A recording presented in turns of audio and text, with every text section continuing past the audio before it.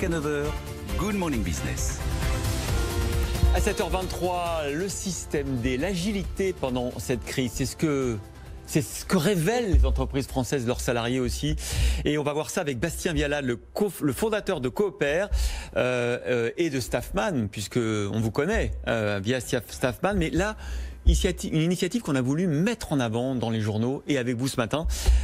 Cooper, c'est la première plateforme de partage de ressources destinée à soutenir notamment l'industrie aéronautique. Expliquez-nous comment vous est venue l'idée et concrètement, depuis le 1er septembre, comment ça fonctionne ?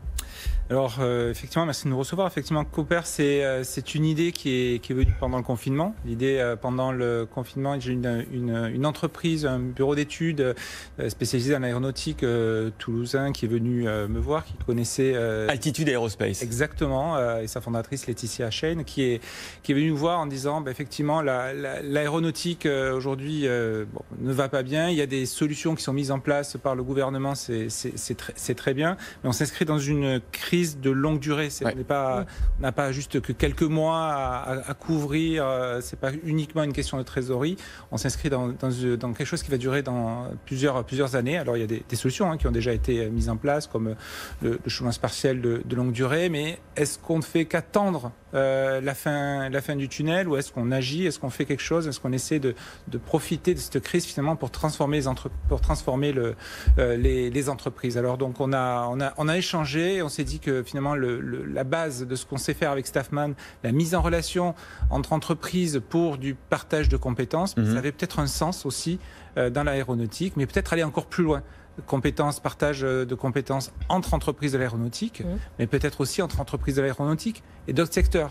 Quels autres secteurs, par exemple ? Alors, les autres secteurs, c'est les secteurs qui embauchent, c'est les secteurs sur lesquels le gouvernement aussi a mis le paquet sur les filières d'avenir.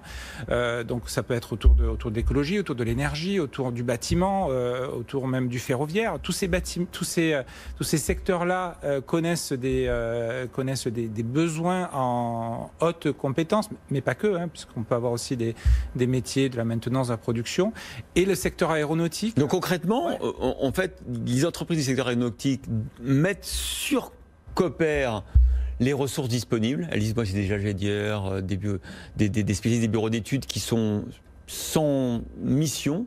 Et en face, il y a, on l'a vu dans le reportage, par exemple, une entreprise qui fait de la météo ou des éoliennes qui a besoin de ces compétences-là, potentiellement. Exactement. On se situe vraiment... on veut pas subir les plans de licenciement qui nous sont annoncés comme inéluctables dans le secteur. On veut se situer avant. On veut permettre aux entreprises... Prévenir plutôt que guérir. Exactement, parce qu'on sait très bien qu'après c'est compliqué d'affaiblir une filière, c'est compliqué de la reconstruire plus tard. Donc on préfère que les entreprises puissent le plus tôt possible finalement se sécuriser en s'ouvrant à d'autres secteurs, plutôt que subir des plans de licenciement. Ça donne lieu à quel type de contrat, concrètement ? Alors, aujourd'hui, il y a un cadre législatif qui existe. Ça peut être de la sous-traitance. Ça se fait de façon assez classique, un contrat de sous-traitance avec des clauses de non-sollicitation de personnel, de non-concurrence. Puis ça peut être aussi du prêt de personnel. Donc il y a un cadre qui existe qui permet de prendre en charge uniquement les charges du salarié.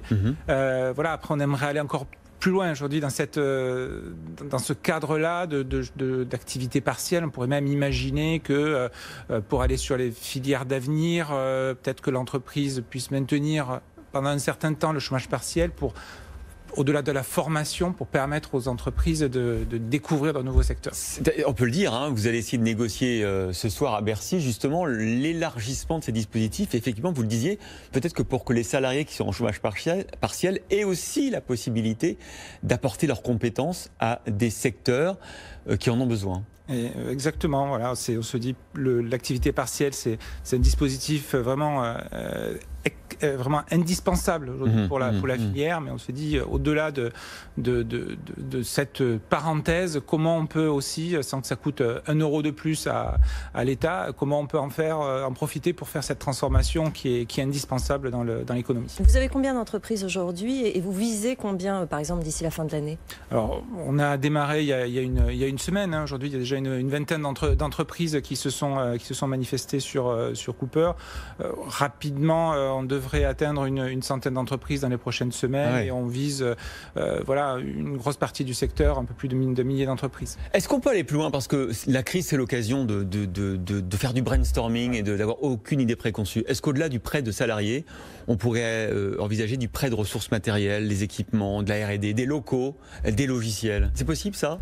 C'est la prochaine étape. En fait, du moment qu'on qu'une industrie met le pied dans l'économie collaborative, souvent on s'aperçoit qu'on lève des verrous, les verrous qui se lèvent justement dans des périodes de crise et qui permet d'aller vers des solutions comme celle-là. On l'a vu nous avec Staffman dans le numérique, qui était peut-être plus mature historiquement pour travailler dans l'économie de partage.